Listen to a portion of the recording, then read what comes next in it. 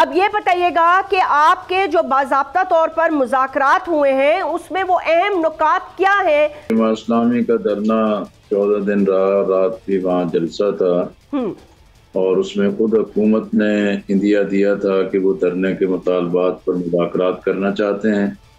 پھر وہ مذاکرات شروع ہوئے، جماعت کی کمیٹی میری سربراہی میں تھے، 3 اور ارکان بھی تھے، تو ہمارے یہ 5 راؤنڈ ہوئے ان مذاکرات کے، ٹھیک، اور وہ تمام مطالبات متعین ہو گئے کہ بھی عوام فیس کا جو ایک اندھا کنواں ہے، پورے ملک کا خزانہ اسی کی طرف پلٹ رہا ہے اور اس کے منفی اثرات ملک و ملت پر ہیں۔ اسی طرح پیٹرول کی قیمتیں ہیں، تنخواہ دار طبقے پر جو اضافی ٹیکس ہے، جاگیردار اور بڑے لینڈ ہولڈنگ جو ہیں کہ ان پر انکم ٹیکس کے نفاذ کی بات ہے، اور خاص طور پہ یہ جو انتظامی اخراجات ہیں اس کی کمی۔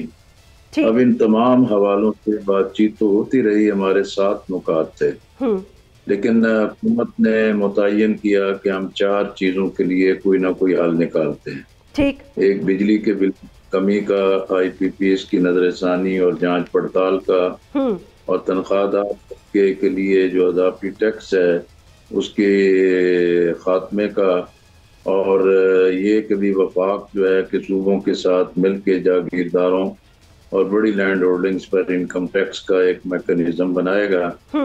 تو یہ وہ اسی طرح یہ تھا کہ صنعت کار اور ایکسپورٹرز پر خاص طور پہ جو مشکلات کھڑی کی گئی ہیں اس کی آسانی پیدا کرنی۔ اب یہ تمام چیزیں نکات کی صورت میں معاہدہ طے پا گیا، اس پہ محسن نقوی صاحب نے بھی اور عطا تارڑ صاحب نے بھی دستخط کیے۔ اس کے پہلے جو راؤنڈ ہوئے تھے اس میں اویس لغاری، امیر مقام اور طارق فضل چودھری اور یہ تمام لوگ شرکت کرتے رہے۔ اب ظاہر ہے ہمارا احتجاج تھا، دھرنا تھا، اور جس نے پورے چیزوں کو تسلیم بھی کروایا، لوگوں نے اس کی تحسین بھی کی، ایکنالج بھی کی، لیکن بات چیت کے بعد پھر مذاکرات کا نتیجہ معاہدے کی صورت میں ہوتا ہے۔ ہماری ترجیح تمام چیزوں میں امیڈیٹ ریلیف ملے، لیکن اب ایشوز متعین ہو گئے، اس پہ معاہدہ ہو گیا، اب اس کی طرف آگے پیش رفت ہے۔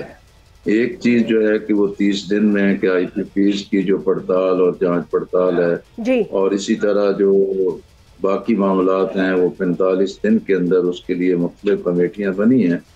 ہمیں معلوم ہے کہ حکومتوں کا اعتبار نہیں ہوتا، بے پیندہ ہوتی ہیں، مشکل مرحلے میں ہر چیز کو ماننے کے لیے تیار ہوتے ہیں، لیکن اس کے فالو اپ کے لیے، عمل درآمد کے لیے تیار نہیں۔ صحیح بات ہے۔ ہم نے دھرنا کیا ہے لیکن ہم نے اس احتجاج اور تحریک کو ختم نہیں کیا۔